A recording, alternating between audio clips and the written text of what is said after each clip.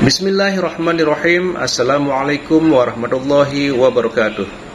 Alhamdulillahirabbil alamin wassalatu wassalamu ala asyrafil anbiya'i wal mursalin sayyidina Muhammadin wa ala alihi wa sahbihi ajma'in, amma ba'du. Sahabat beriman yang dirahmati Allah, alhamdulillah kita bertemu lagi di channel ini. Pada kesempatan yang berbahagia ini, mari sejenak kita luangkan waktu kita untuk bersama-sama menyimak tausiah fenomenal dari guru kita Al-Mafrullah Kiai Haji Zainuddin MZ. Banyak sekali ilmu, hikmah, dan manfaat yang bisa kita jadikan pelajaran dalam kehidupan kita sehari-hari. Berikut ini mari kita simak bersama isi tausiah beliau. Selamat mendengarkan. Wa qatlan nafsil lati harramallahu illa bil haqq. Membunuh orang lain dengan cara yang tidak benar, membunuh orang yang diharamkan oleh Allah Subhanahu wa ta'ala untuk melakukannya kecuali dengan alasan yang benar. Kita tahu Islam adalah agama damai. Sesuai dengan namanya, ia tidak dikembangkan dengan pedang dan kekerasan. Ia dikembangkan dengan keteladanan dan tuntunan moral. Oleh karena Islam bukan agama kekerasan, Islam pun tidak mementingkan dan mengajarkan kekerasan kecuali dengan alasan yang benar dan bisa dipertanggungjawabkan. Membunuh dengan sengaja, menghilangkan nyawa orang lain tanpa alasan yang bisa dibenarkan adalah merupakan dosa besar dan satu di antara 7 perkara yang bisa mendatangkan kerusakan dalam kehidupan dan yang hendaknya harus kita jauhi. Saudara-saudara kaum muslimin rahimakumullah, beberapa waktu yang lalu di sebuah kota kecil yang indah bernama New Auckland. Saudara tahu New Auckland? Tuh dari Gunung Kidul masih ngidul lagi. Pernah diadakan satu seminar yang membicarakan bagaimana menyelamatkan masyarakat manusia dari bahaya Perang Dunia Ketiga. Diperkirakan kalau terjadi Perang Dunia Ketiga, manusia tidak akan tersisa. Sebab apa? Pada waktu itu cadangan nuklir yang dimiliki oleh bersama Amerika dan Rusia konon sudah sanggup memusnahkan 6 miliar manusia pada saat jumlah manusia baru 5 miliar. Jadi kelebihan nuklir dunia ini. Kalau terjadi Perang Dunia Ketiga, sulit manusia untuk tersisa.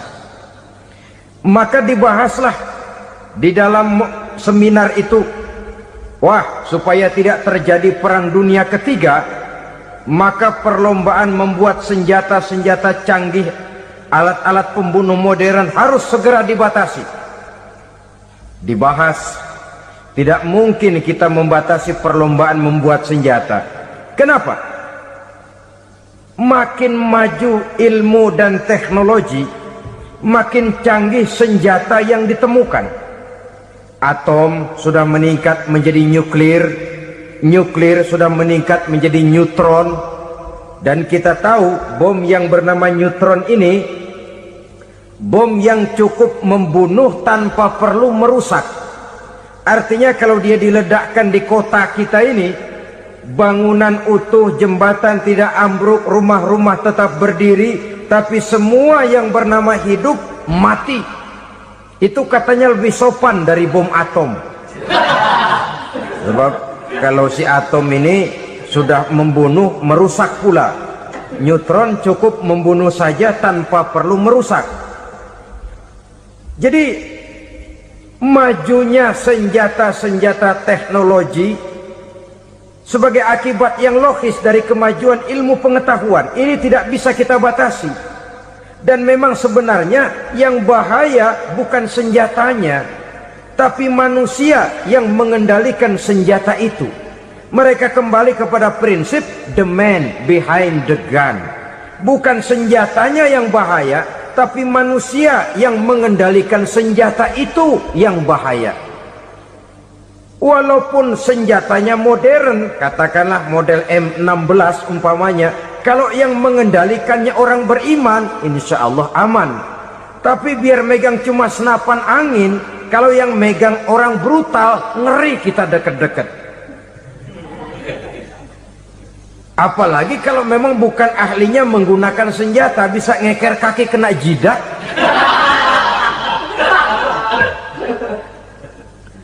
Mereka kembali kepada prinsip lama yang tetap baru. Bukan senjatanya yang harus dibatasi, manusia yang mengendalikan senjata itu yang perlu dibicarakan. Nah, kalau begitu, agar manusia tidak mempergunakan senjata sewenang-wenang, apa yang harus kita lakukan? Ya, manusianya harus bermoral. Ya, tapi moral yang mana? Di dunia ini banyak ajaran tentang moral. Itu pun mudah saja. Di sini kan kita undang saja ahli dari berbagai agama untuk membicarakan konsep perdamaian menurut agamanya masing-masing. Baik, setuju itu? Setuju. Maka tampillah para ahli agama, mereka kembali kepada prinsip moral daripada konsep yang terkandung di dalam ajaran agama untuk menegakkan perdamaian. Mula-mula naiklah ahli dari agama Hindu, dibacakan konsep perdamaian menurut ajaran agama Hindu, bahwa untuk damai manusia harus meninggalkan nafsu keduniaannya, menempuh samsara dan sebagainya untuk mencapai nirwana, menjauhi kemegahan dan kemewahan dunia. Ini lalu dibahas, rasanya juga tidak mungkin ini. Kemudian dari agama Nasrani, bahwa untuk damai manusia harus menciptakan sifat kasih sayang. Kalau ditampar pipi kiri, berikan pipi yang kanan. Kalau diberikan selendang, berikan baju. Nanti orang kasihan, lalu dia tidak akan nampar lagi. Ketika ini dibahas, ternyata rasanya pun tidak mungkin bisa diterima. Karena apa? Di zaman sekarang orang ditampar pipi kiri, dikasih pipi kanan. Bukan kasihan, gemes. Damai belum tentu, bonyok udah jelas. Lalu ketika dibacakan konsep perdamaian menurut Quran, di mana disampaikan ayat wa jazaa'u sayyi'atin sayyi'atun misluha faman afa wa aslaha fa ajruhu 'ala Allah. Balasan terhadap satu kejahatan adalah kejahatan yang seimbang, tetapi barang siapa yang memberi maaf dan mencari jalan damai, itulah yang terbaik dan akan mendapat pahala dari Allah Subhanahu wa ta'ala. Kamu tidak salah ditampar pipi kirimu, tampar lagi pipi kirinya sekeras dia menampar pipi kirimu. Nanti orang tidak mau menampar kita karena dia tahu kalau dia tampar kita, dia akan menderita tamparan sekeras dia menampar kita. Akan terjadilah prinsip saling hormat menghormati, tidak saling ganggu, tidak saling usil, tidak saling jahil. Atas dasar ini perdamaian bisa ditegakkan. Mereka bisa menerima konsep ini, tapi kemudian seminar ditutup tanpa satu keputusan resmi. Kenapa? Terus terang mereka kagum dengan konsep Islam, tapi sentimen lama terhadap nilai-nilai Islam telah menutup mata mereka untuk menerima kebenaran dari ajaran Al-Quranul Karim. Saudara-saudara kaum muslimin rahimakumullah, kembali kita kepada persoalan pokok. Roh adalah dari Allah. Dia akan kembali kepada Allah, milik mutlak dari Allah. Tidak pantas kita merampasnya dari orang lain. Tidak wajar kita menghilangkannya tanpa alasan yang dibenarkan oleh agama. Di zaman sekarang, akibat persaingan hidup yang makin tajam, lapangan kerja yang makin sulit, tensi ekonomi yang makin tinggi, atau karena nilai moral yang makin rendah, atau juga karena rapuhnya pegangan orang kepada agama, nyawa rasanya sudah sedemikian murahnya. Berbagai kasus membuat berdiri bulu roma kita. Ada mayit, ada manusia dipotong 6, dicincang macam kambing. Ada yang dipotong 5, ada yang dipotong 13, dikardusin, dibuang ke tempat sampah. Inna lillahi wa inna ilaihi raji'un. Gejala apa ini? Kanibalisme.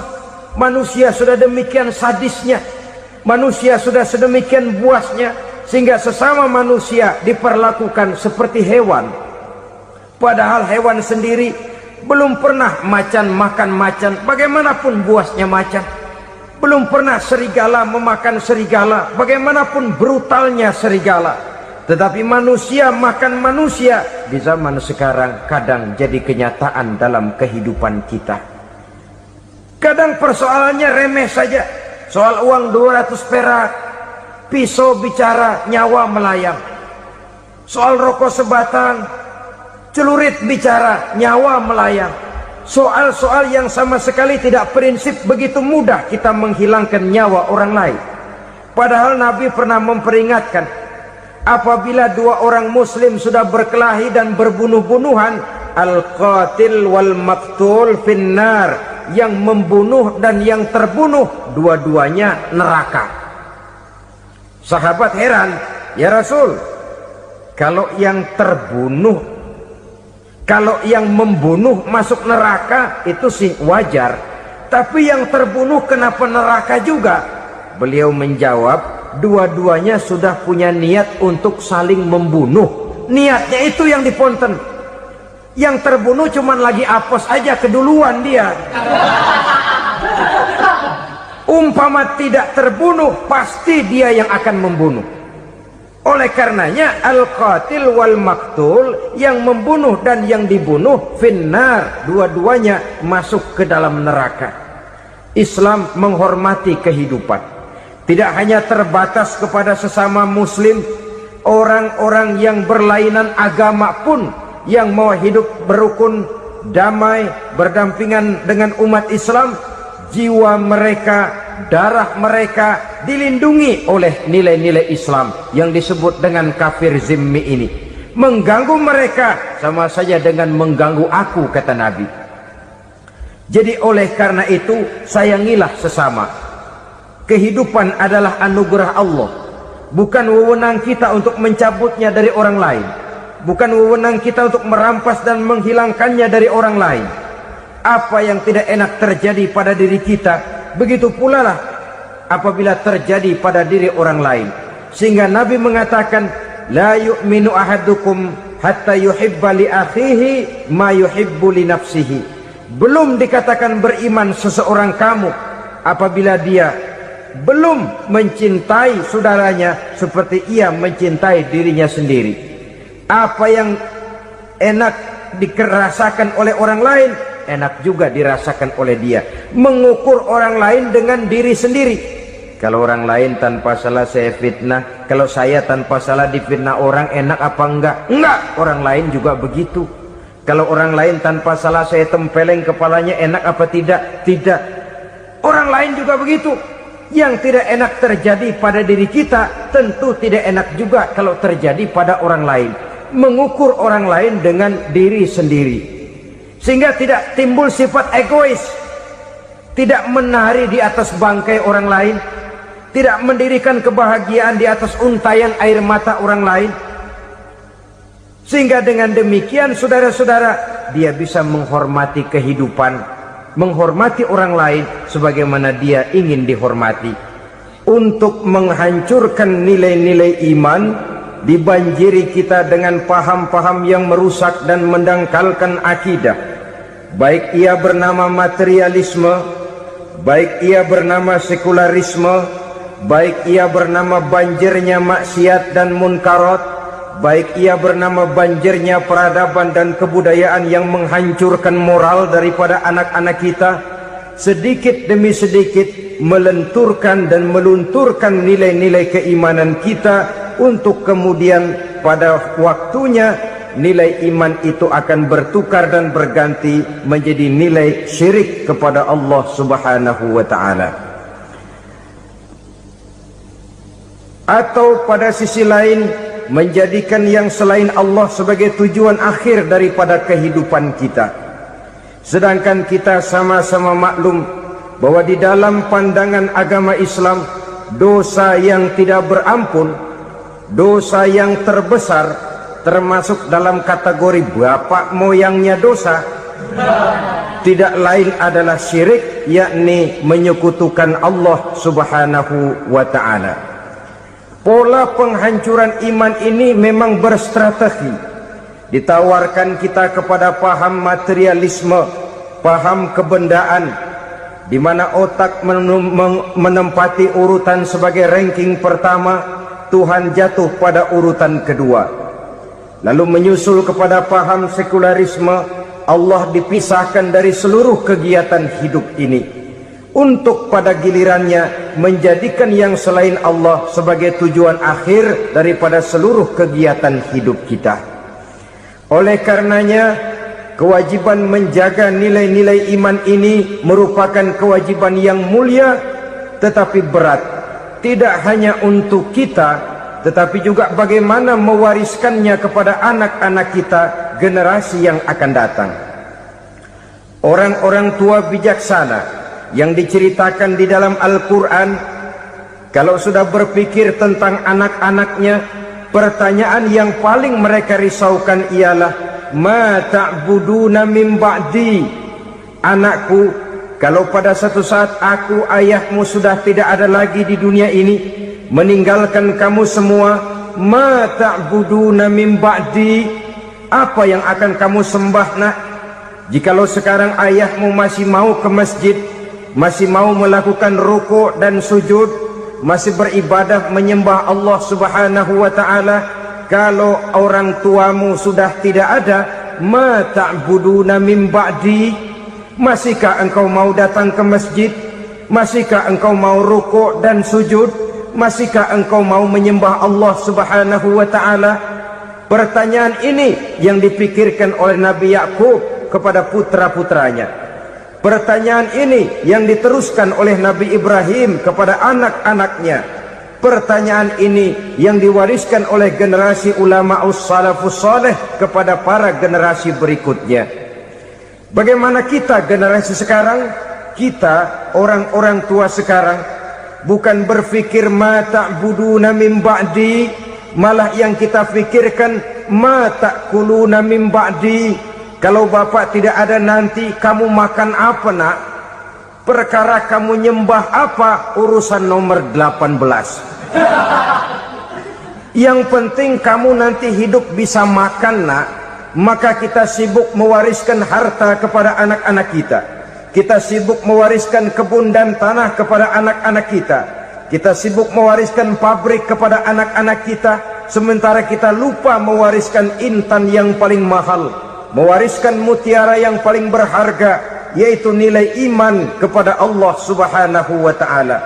Alangkah baiknya apabila warisan harta, warisan tanah dan kebun, warisan rumah dan pabrik didasari lebih dahulu dengan mewariskan nilai iman kepada Allah Subhanahu wa ta'ala.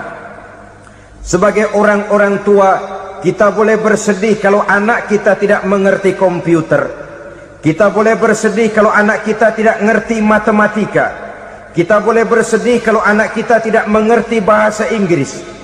Tapi sewajarnya lebih bersedihlah kita orang tua jikalau mempunyai anak yang tidak kenal Allah sebagai Tuhannya, yang kemudian tidak mau rukuk dan sujud kepada Allah Tuhannya. Itulah kemalangan yang paling malang bila kita meninggalkan generasi yang tidak bertauhid kepada Allah Subhanahu wa ta'ala.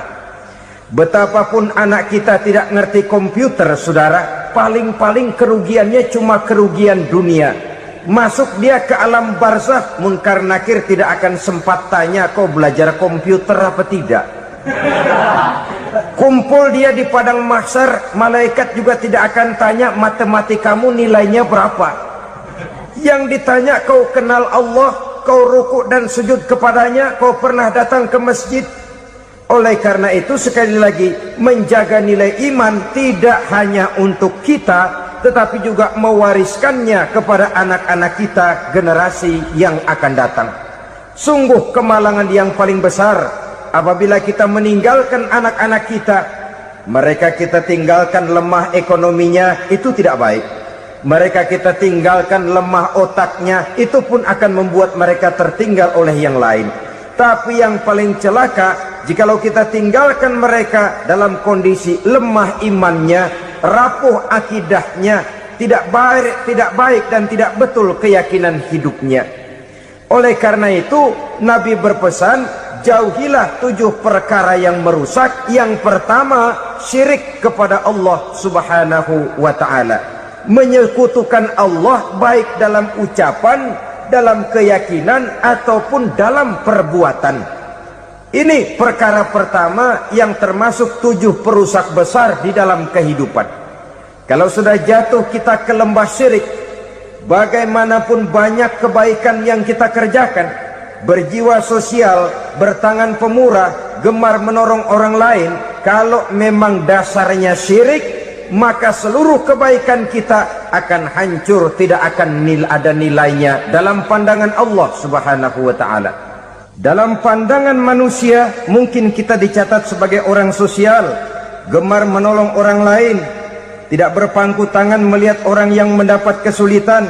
Tapi oleh karena dasarnya syirik, dasarnya tidak mentauhidkan Allah, maka seluruh nilai kebaikan yang kita kerjakan tidak akan ada nilainya dalam pandangan Allah subhanahu wa ta'ala.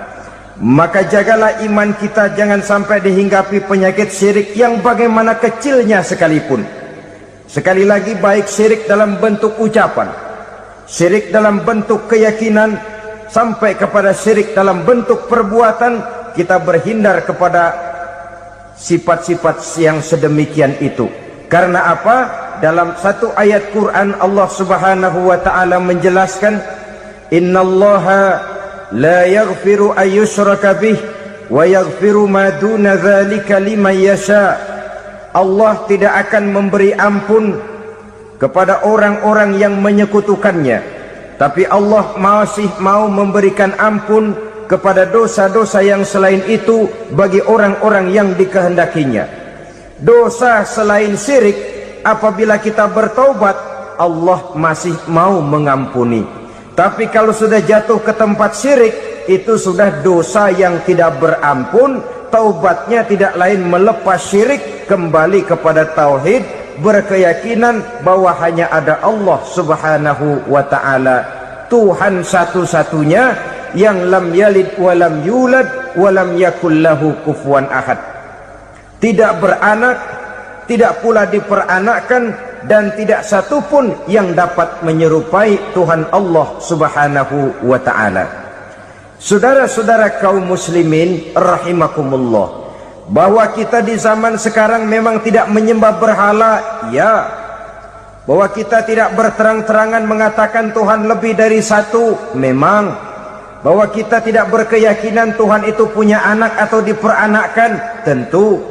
Tapi dalam perbuatan dan i'tiqad, kita kadang-kadang jatuh tanpa kita sadari ke tempat yang bernama syirik ini.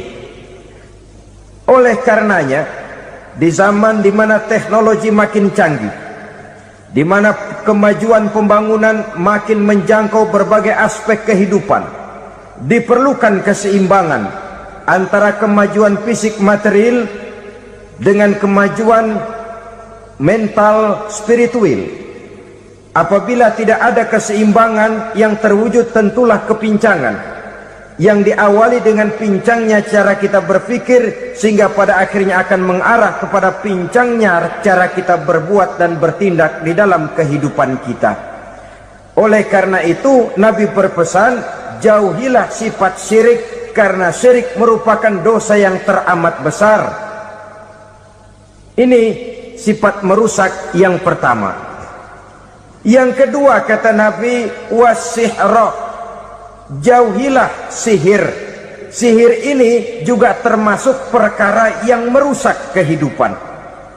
Kita semua sama-sama maklum bahwa sihir sebenarnya bukan persoalan baru. Sejak sebelum datang Islam, sihir itu sudah ada. Di zaman Yunani kuno, sihir ada.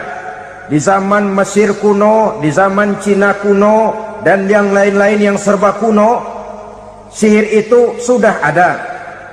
Bahkan para nabi pun, para rasul yang diutus oleh Allah subhanahu wa ta'ala, senantiasa berhadapan dengan ahli-ahli sihir untuk menguji kebenaran dari misi yang mereka bawa. Sihir adalah perbuatan di luar kebiasaan yang bisa dikerjakan oleh ahlinya dengan bantuan jin atau setan. Hukum mempelajari sihir adalah haram, mengamalkannya lebih haram lagi. Sebab itu saudara-saudara, sihir merupakan perbuatan merusak yang harus kita jauhi. Ciri-ciri daripada perbuatan sihir, pertama, ia mengandung tipuan, bayangan khayal. Di zaman Nabi Musa misalnya, orang melihat tambang-tambang itu seperti ular. Nabi Musa melayangkan tongkatnya menjadi ular-ular besar yang memakan ular-ular kecil ciptaan tukang-tukang sihir Fir'aun tadi. Lalu sihir bisa terjadi dengan bantuan jin kafir atau setan. Kemudian ciri yang ketiga, sifatnya halus dan tersembunyi. Taruh kata ada seorang ahli sihir yang mempergunakan ayat-ayat Quran sebagai jompa-jampe, sebagai baca-bacaan, itu cuma sekedar kedok. Tujuannya tidak lain menjadikan agama sebagai kedok untuk membenarkan cara yang dimurkai oleh Allah Subhanahu wa ta'ala. Satu hadis yang diriwayatkan oleh Imam Bazar dan Tabrani, Nabi berpesan, "Laisa minna man tatayyara lahu au takahhana au tukuhina lahu au sahira lahu." Tidak termasuk ke dalam golonganku, kata Nabi, tidak termasuk umatku. Siapa mereka? Man tatayyara lahu, orang yang bertatoyur. Apa tatoyur itu? Dari kalimat toyaro, artinya terbang.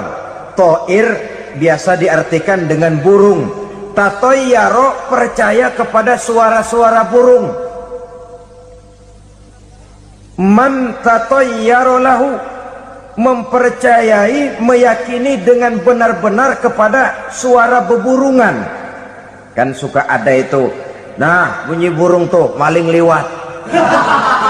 Maling liwat, burung bunyi, maling liwat. Itu termasuk tatayyara lahu, percaya kepada suara burung. Kan aneh kalau suara orang nggak dipercaya, suara burung malah dipercaya. Ada ustadz ceramah, kiai ngaji, nggak mau didengerin, burung dengerin bener. Nah, suaranya dari sebelah mana? Belah kulon. Nah, itu tandanya ano. Habis dihitung-hitung. Itu termasuk tatayyara lahu. Au takahana, atau bertenung, au tukuhina, atau minta ditenungkan, au sahirolahu, atau melakukan perbuatan sihir atau minta disihirkan. Laisa minna, tidak termasuk ke dalam golonganku, kata Nabi. Sehingga dengan demikian saudara-saudara, menghadapi sihir dengan sihir sekalipun termasuk perbuatan yang tidak diajarkan oleh agama. Kita kan mempelajari sihir untuk jaga diri, tidak apa-apa. Yang dilarang mengamalkannya, dilarang juga mempelajarinya. Sebab orang kalau sudah mengetahui, biasanya lalu terangsang untuk mencoba. Kalau percobaannya berhasil, biasanya terangsang untuk coba lagi dan coba lagi. Pada akhirnya ketagihan, lalu beralih menjadi profesi, apalagi itu nanti bisa mendatangkan hasil uang. Saudara-saudara kaum muslimin rahimakumullah, kita manusia makhluk nyata, kita hidup di alam nyata, terikat oleh sunnatullah, causality.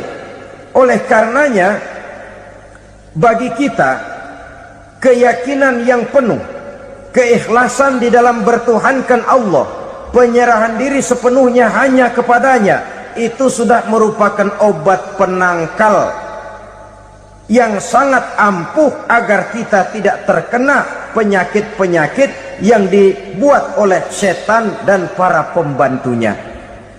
Sehingga beberapa ayat Quran mengajarkan, misalnya a'udzu bikalimatillahi tammati min syarri ma khalaq, atau bismillazi la yadurru ma'asmihi syai'un fil ardi wala fis sama, dengan menyebut nama Allah yang tidak bisa mendatangkan bahaya sedikit pun dari baik yang datang dari langit maupun yang datang dari bumi. Jiwa yang kosong dari keyakinan yang penuh kepada Allah, jiwa yang penuh was-was dan ragu-ragu, itu yang mudah terserang oleh penyakit-penyakit yang dikerjakan oleh para tukang-tukang sihir, yaitu oleh setan dan seluruh para pembantunya.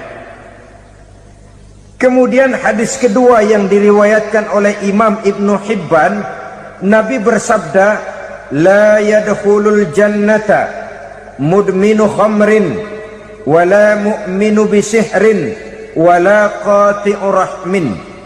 Tidak masuk surga. Ini Nabi yang bilang, tidak masuk surga. Siapa itu? Pertama, mudminu khamrin, orang yang berkekalan dalam mabuk. Selalu mudminun itu sudah menjadi perbuatan rutinnya, tidak kapok-kapoknya, teler seumur hidup. Mudminu khamrin, tidak masuk surga orang yang selalu bermabuk-mabukan. Yang kedua, wala mu'minu bisihrin, orang mukmin tapi main sihir. Ini juga oleh Nabi diperingatkan, tidak akan masuk surga orang mukmin tapi suka main sihir. Wala qati'u rahmin, dan tidak juga orang yang memutuskan silaturahmi. Tiga macam manusia yang diperingatkan Nabi tidak akan masuk surga: orang yang selalu mabuk, orang mukmin yang main sihir, dan orang yang memutuskan silaturahmi. Saudara-saudara kaum muslimin rahimakumullah. Lalu orang berkata, kenapa dilarang kita bersihir? Padahal Rasul sendiri kan punya mukjizat. Nah, kita memang harus membedakan antara mukjizat dengan sihir. Dalam kehidupan agama kita kenal ada yang namanya mukjizat, ada yang namanya karomah atau keramat biasa diucapkan, ada yang namanya maunah, ada yang namanya irhas, ada juga yang namanya sihir. Kesemuanya ini berbeda, saudara-saudara. Yang dinamakan mukjizat itu khusus untuk para rasul saja. Satu kejadian luar biasa yang terjadi dilakukan oleh rasul atas izin dari Allah Subhanahu wa taala. Perbedaannya dengan sihir jelas. Sihir dari setan, mukjizat dari Allah. Sihir bisa dipelajari, mukjizat tidak. Sihir umumnya untuk maksud-maksud yang tidak baik, sedangkan mukjizat untuk memperkuat kebenaran yang disampaikan oleh para rasul dan ditentang oleh umatnya. Bahkan kafir Quraisy dahulu menganggap orang-orang ahli sihir itu berada dalam satu posisi yang hina, sehingga mereka mengatakan Nabi Muhammad dan menuduh Nabi Muhammad sebagai tukang sihir. Tuduhan sebagai tukang sihir adalah tuduhan yang sangat aib dan hina.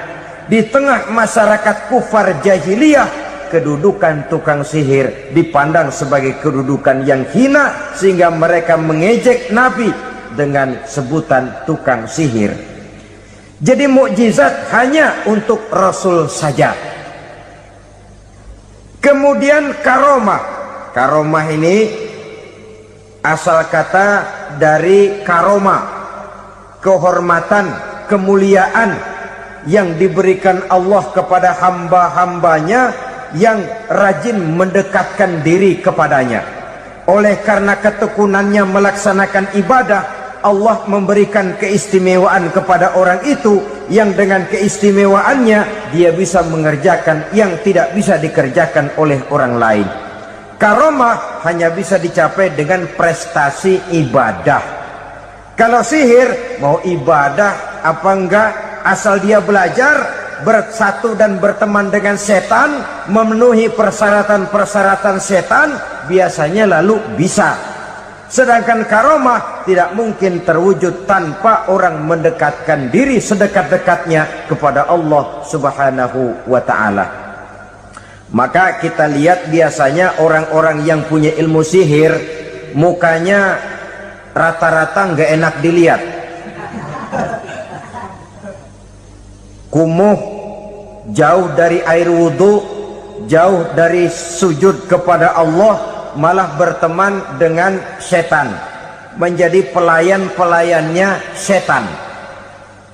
Saudara-saudara, adapun maunah, keistimewaan yang diberikan Allah kepada hamba-hambanya yang belum sampai kepada tingkat wali, tapi orang itu lebih banyak kebaikannya daripada kesalahannya.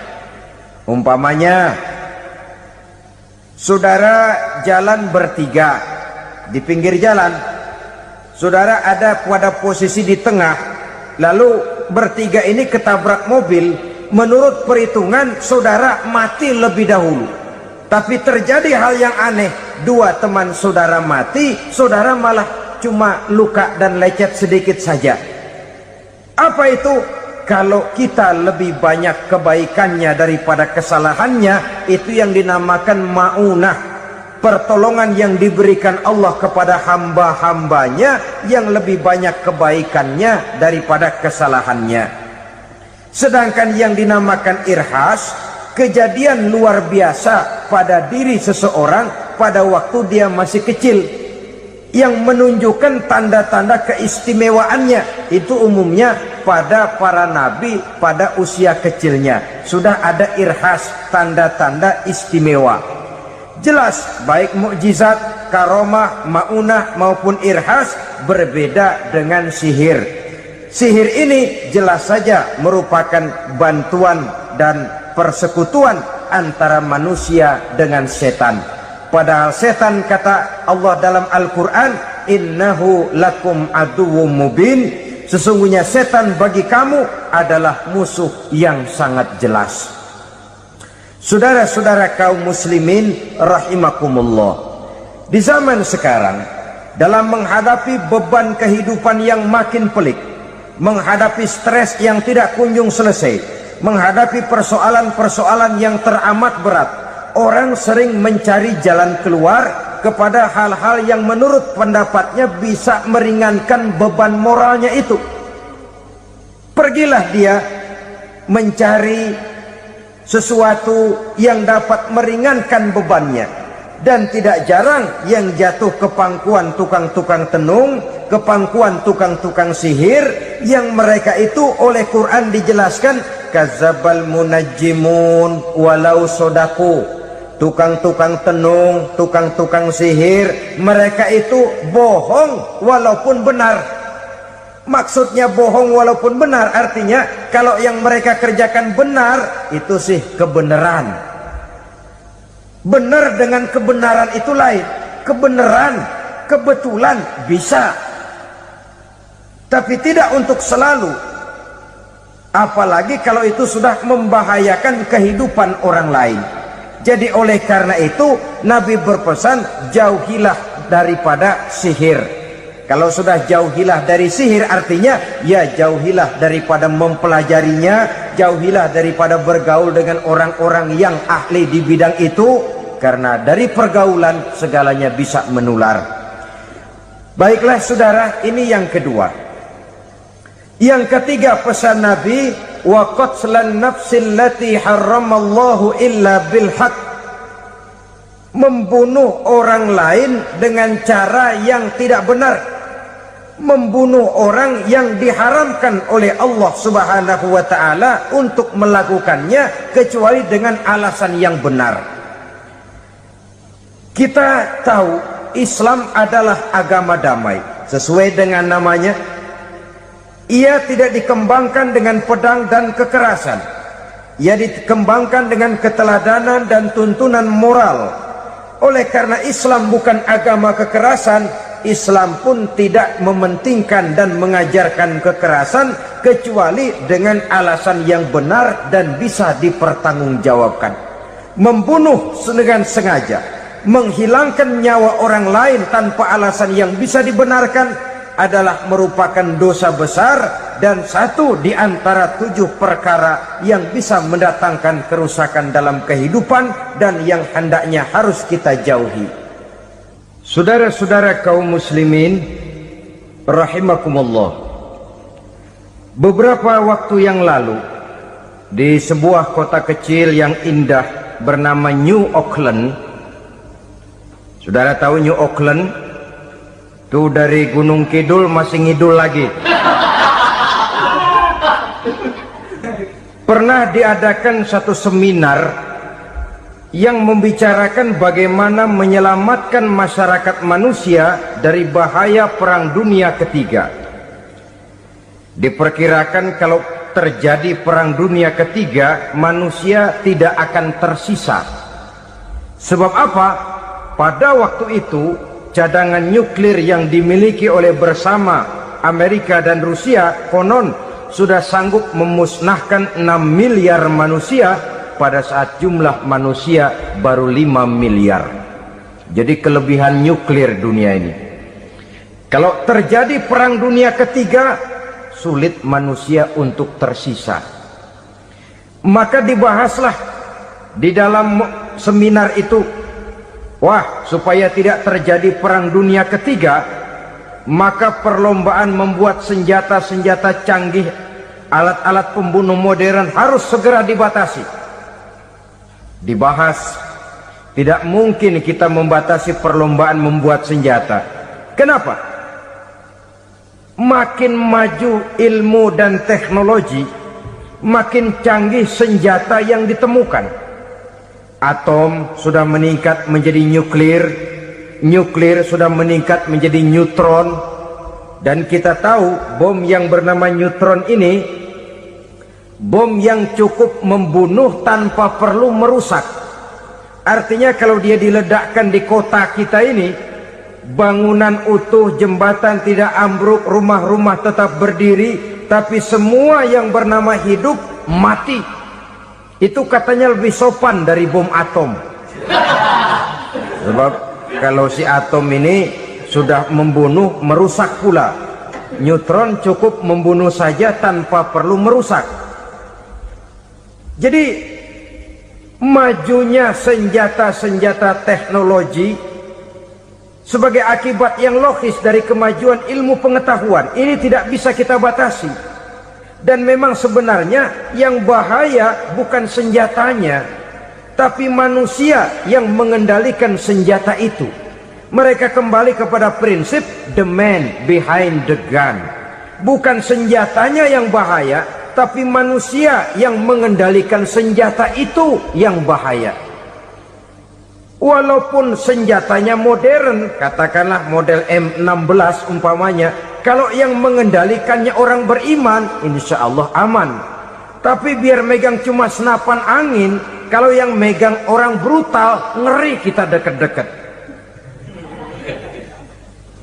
Apalagi kalau memang bukan ahlinya menggunakan senjata, bisa ngeker kaki kena jidat.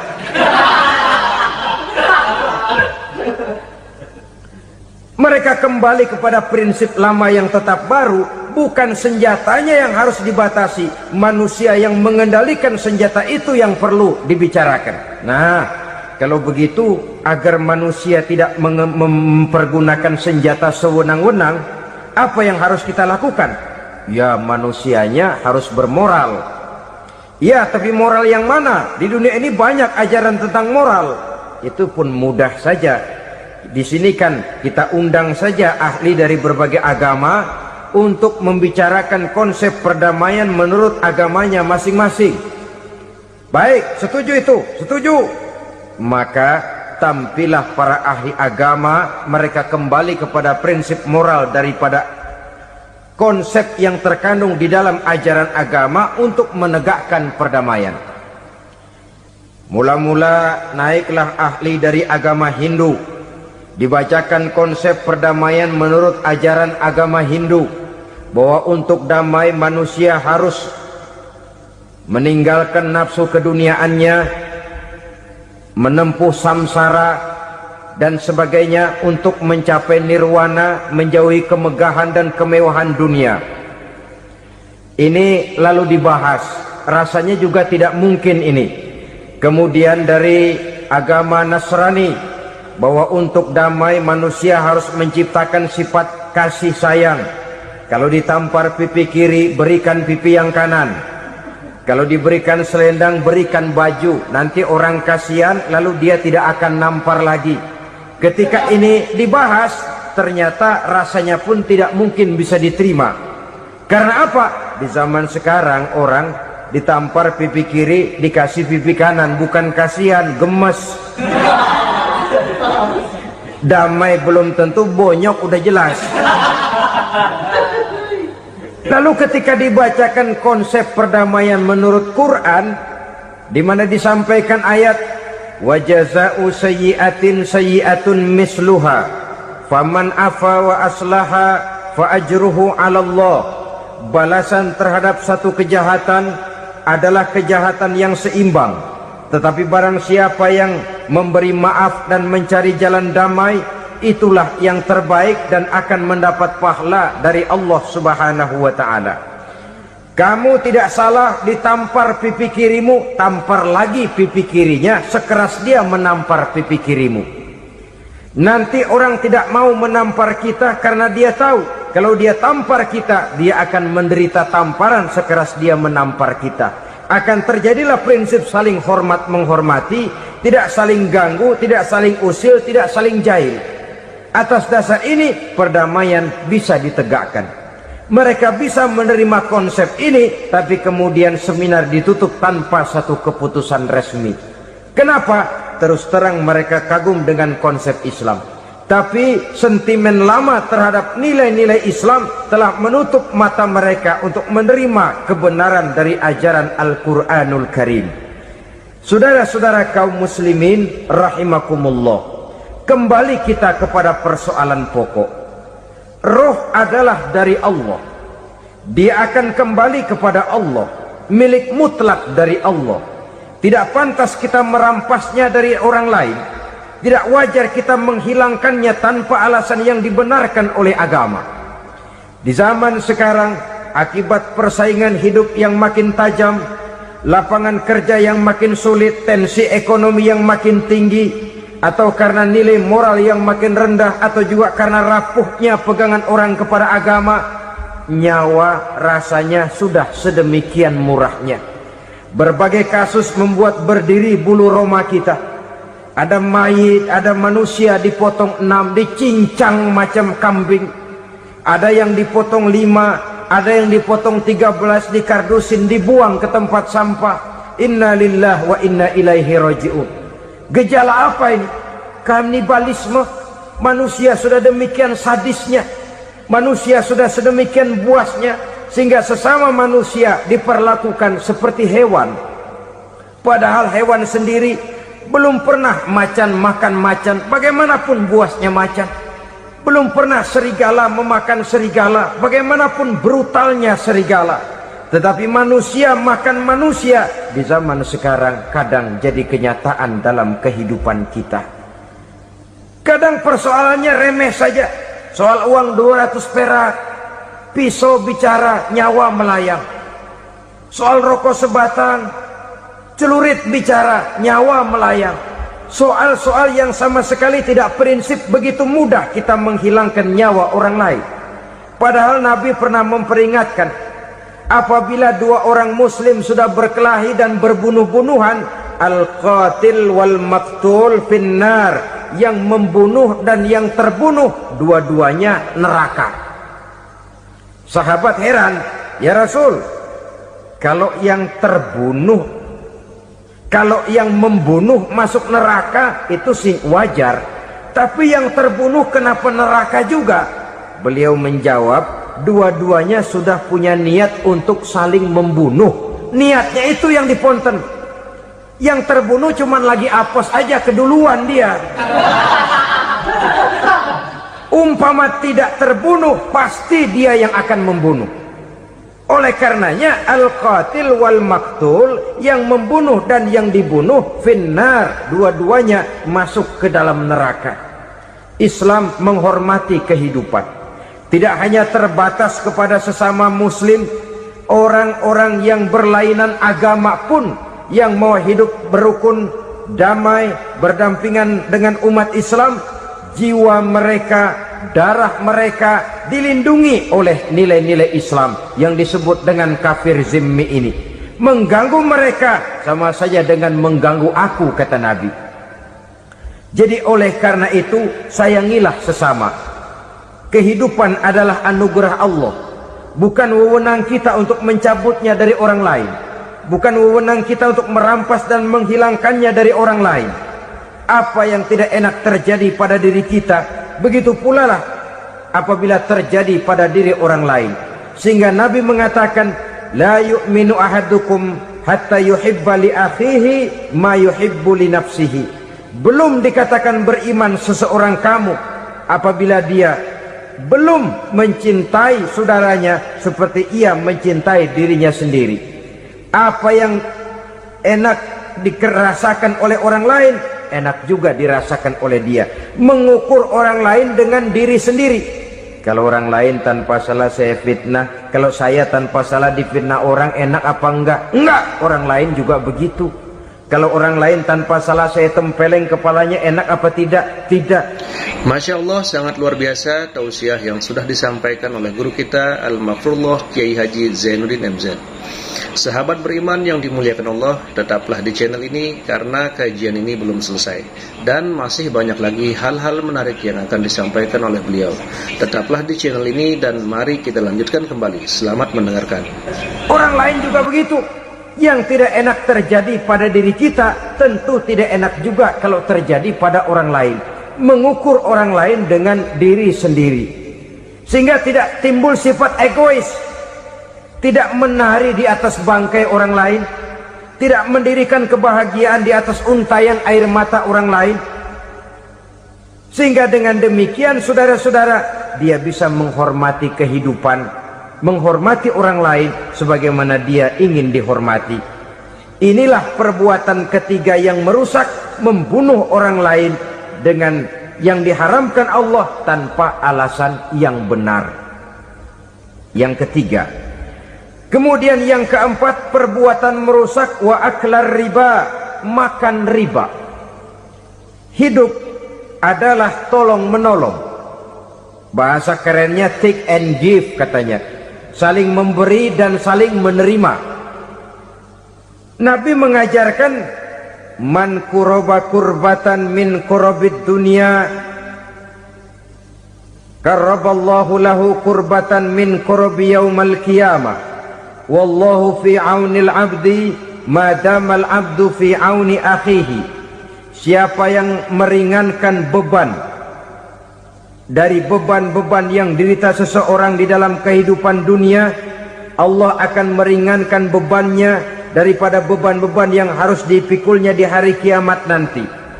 Wallahu fi aunil abdi madamal abdu fi auni akhihi. Allah senantiasa akan menolong seorang hamba selama hamba itu masih mau menolong saudaranya.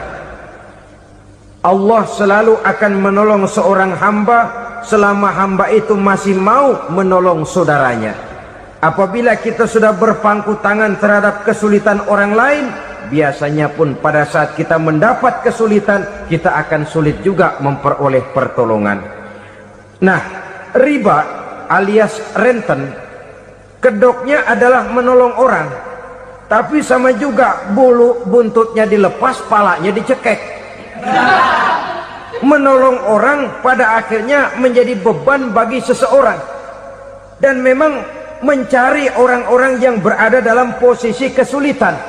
Biasanya di daerah-daerah di mana musim paceklik jadi lapangan kerja sulit, sedangkan urusan perut tidak bisa ditunda, akhirnya orang terjebak ke dalam rentenir, ke dalam riba, ke dalam renten. Bunga berbunga sehingga satu saat jumlah bunganya bisa lebih besar dari jumlah pinjaman pokoknya. Kemudian kalau juga ternyata tidak bisa dibayar, rumah jadi taruhan. Memang rumah satu-satunya, begitu rumah ditarik mulain camping. Bukankah pada akhirnya akan mewariskan kesengsaraan? Oleh karena itu, kepada kita berusahalah jangan berhubungan dengan rentenir-rentenir, jangan makan renten dan riba kepada mereka yang melaksanakan riba. Walaupun mendatangkan keuntungan materi, tapi percayalah harta yang didapat dengan jalan riba tidak akan membawa keberkahan. Manakala tidak membawa keberkahan, dia tidak akan mendatangkan ketenangan di dalam kehidupan kita. Oleh karenanya, memakan harta riba termasuk perbuatan yang merusak sendi-sendi kehidupan sosial, merusak kehidupan orang lain, merusak kehidupan masyarakat, tetangga, pergaulan dan sebagainya. Yang kelima, wa akla malil yatim, memakan harta anak yatim dengan cara yang zalim. Nih, memang lezat. Anak yatim itu nggak tahu urusan apa-apa. Kita diamanahkan untuk mengurusinya. Kadang-kadang dibentuklah panitia penyantunan yatim piatu. Yatimnya mah tetap kelaparan, panitianya yang pada gendut.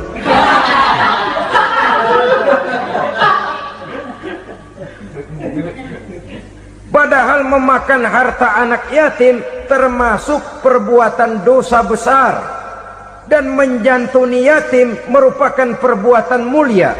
Nabi mengatakan, ana wa kafilul yatim kahataini yaumal qiyamah. Aku dan orang-orang yang menyantuni anak yatim seperti dua jari ini pada hari kiamat nanti. Dekat sekali. Jikalau ingin di hari akhir nanti dekat dengan Rasul, bersahabatlah dengan anak-anak yatim. Jadilah pengurus anak-anak yatim. Bangunlah panti-panti asuhan yatim. Pada saat bapak ibunya meninggal, kitalah yang menjadi orang tuanya.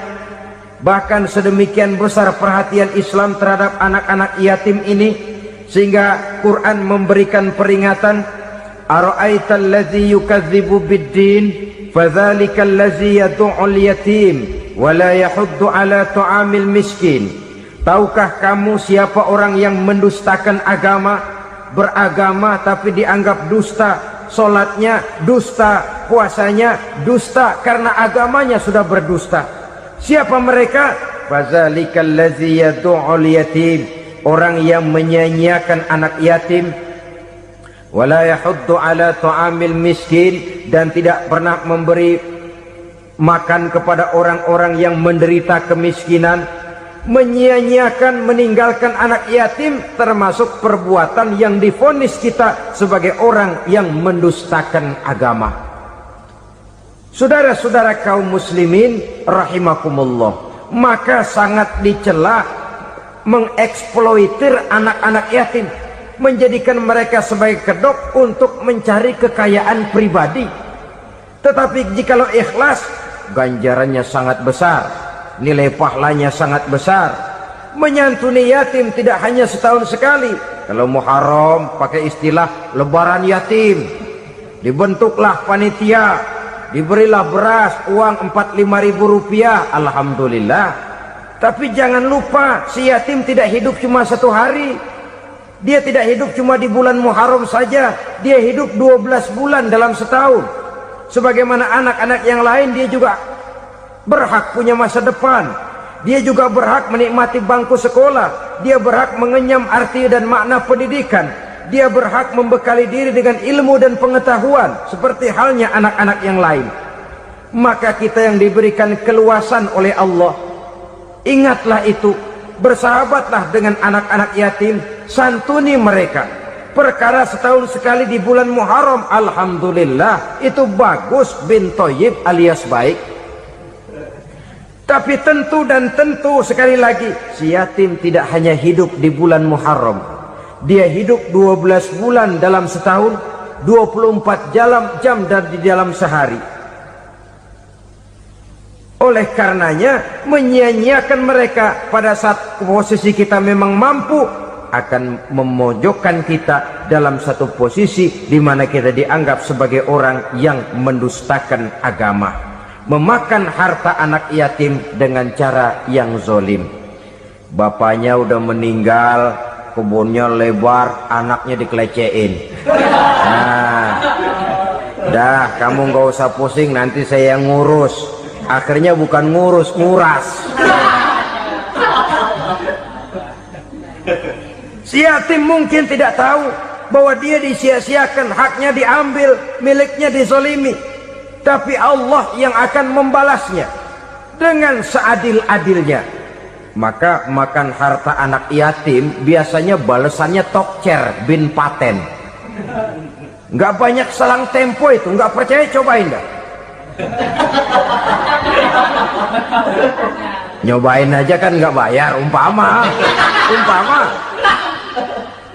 memakan harta anak yatim dengan cara yang zolim, ganjarannya biasanya kontan. Kenapa? Ratapan si miskin, untayan air matanya, jeritan kepedihan hatinya, membuka pintu langit, permohonannya diijabah, getaran hatinya didengarkan oleh Allah, maka balasannya biasanya kontan, spontan, tidak menunggu waktu terlalu lama. Itu di dunia, belum lagi di akhirat nanti. Bukankah dalam riwayat Mi'raj diceritakan Nabi melihat di neraka itu orang perutnya sebesar rumah? La haula wala quwata. Itu perut kayak rumah, bagaimana jalannya tuh orang? Dan memang gak jalan, diseret-seret oleh malaikat di neraka itu. Hancur perutnya, amburadul itu perut. Berantakan isinya, dibulatkan lagi, diseret lagi, hancur lagi, dibulatkan lagi. Sampai Nabi tanya, orang itu begitu berat siksanya kenapa ya Jibril? Itu Muhammad, waktu di dunia dulu rakus banget makan harta anak yatim. Begitu vonisnya, begitu menyedihkan nasibnya di akhirat. Tapi di dunia pun ketidakberkahan itu sudah membayangi kehidupannya.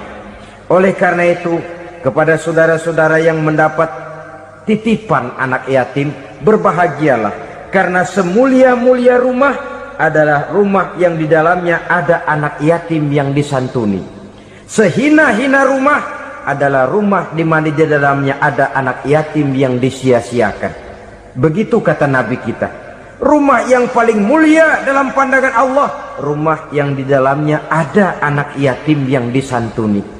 Rumah yang paling hina dalam pandangan Allah, rumah yang di dalamnya ada anak yatim yang nasibnya disia-siakan. Berbahagialah saudara apabila menjadi penyantun anak-anak yatim, pelindung mereka, sehingga mereka mempunyai masa depan sebagaimana anak-anak lainnya. Rasulullah sendiri sedemikian peka terhadap keadaan anak-anak yatim karena beliau sendiri memang mengalami. Umur 6 bulan dalam kandungan ibu, beliau sudah ditinggalkan oleh ayahnya. Pada saat berusia 6 tahun, ibu sudah meninggal. Yatim piatu dalam usia di mana beliau sedang perlu belas kasih seorang ibu dan pengertian seorang bapa. Kepekaan itu lalu timbul, bahkan kemudian sampai kepada beliau berkata, aku dan orang yang menyantuni anak yatim seperti jari tengah dan jari telunjuk di hari akhirat nanti. Sedemikian dekatnya. Baiklah ya, jadi yang kelima, memakan harta anak yatim. Jauhi, karena ini perbuatan yang merusak. Yang keenam, watawalli yaumaz zahfi, melarikan diri pada hari pertempuran. Apa ini? Khianat, tidak konsekuen dengan konsep perjuangan. Pada mulanya keras benar teriak, berantas korupsi, ganyang korupsi, cuma karena belum dapat giliran. Begitu dia naik dapat kesempatan, korupsinya lebih edan dari yang diteriakinya. Ini termasuk tawalli yaumaz zahfi, berpaling pada hari peperangan. Di saat menghadapi musuh, kalau belum kelihatan musuh, teriaknya nyaring bener. Jangan takut demi kebenaran sampai titik darah yang paling penghabisan. Musuh belum kelihatan. Begitu musuh sudah kelihatan, paling dulu lari ke belakang.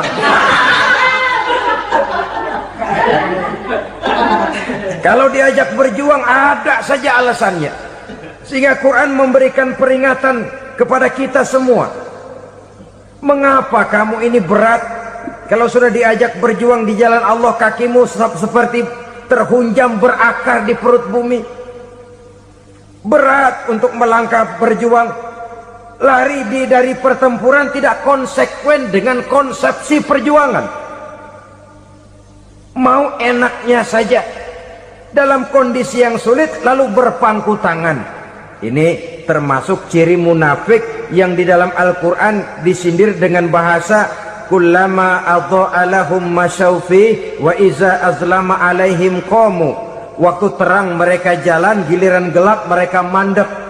Artinya, maksudnya, kalau giliran ada untungnya aja, rame-rame teriak Islam. Tapi begitu diminta berjuang, dituntut berkorban, rame-rame mundur. Waktu dilihat di Islam ada untungnya, rame-rame teriak Islam. Pak, saya Islam banget, Pak. KTP saya Islam, Pak. Pokoknya Islam banget dah. Tapi ketika diminta berjuang, dituntut sedikit berkorban, rame-rame mengundurkan diri. Tahun 65 PKI berontak. Waduh, waktu itu jadi orang Islam untung itu. Nggak dikejar-kejar, aman. Masjid rame, mobil-mobil mewah parkir di depan musola dan masjid. Kenapa? Waktu itu asal udah ke masjid aman. Islam selamat, untung. Tapi begitu keadaan aman, yang parkir di musola sepeda butut melulu.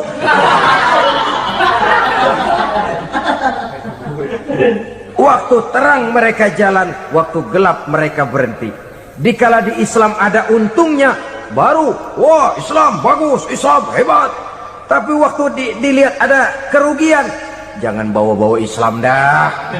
Jangan bicara soal Islam, ini kan bukan soal agama. Bukan soal agama. La haula wa la quwata illa billah.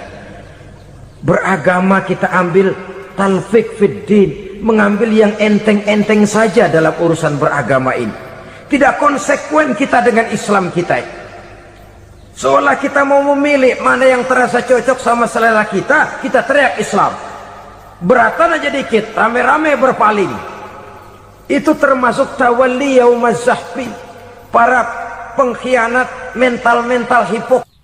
Alhamdulillahirrabbilalamin. Demikianlah kajian penuh ilmu, hikmah dan manfaat yang sudah kita dengarkan bersama dari guru kita Al-Mafrullah Kiai Haji Zainuddin MZ. Sahabat beriman yang dimuliakan Allah, mari kita doakan guru kita, semoga beliau diampuni segala dosa-dosanya dan dilapangkan kuburnya. Dan buat sahabat semua yang sudah setia menyimak tausiah ini sampai selesai, saya ucapkan terima kasih banyak. Semoga Allah Subhanahu wa taala senantiasa melimpahkan segala rahmat dan karunia-Nya kepada sahabat semua. Selalu diberikan kesehatan, dimudahkan segala urusannya dan dilancarkan rezekinya. Amin ya rabbal alamin. Demikian yang dapat saya bagikan, kurang lebihnya mohon maaf. Sampai bertemu lagi di kajian berikutnya. Wabillahi taufiq wal hidayah wa ridha wal inayah. Wassalamualaikum warahmatullahi wabarakatuh. Setelah kita mendengarkan bersama tausiah penuh ilmu, hikmah dan manfaat yang disampaikan oleh guru kita Al-Mafrullah Kiai Haji Zainuddin MZ, sekarang mari kita lanjutkan aktivitas kita masing-masing. Semoga apa yang sudah disampaikan oleh beliau menjadi ilmu yang bermanfaat dalam kehidupan kita sehari-hari. Dan buat sahabat semua yang sudah setia menyimak tausiah ini sampai selesai, saya ucapkan terima kasih banyak dan selamat beraktivitas. Sampai bertemu lagi di kajian berikutnya. Wassalamualaikum warahmatullahi wabarakatuh.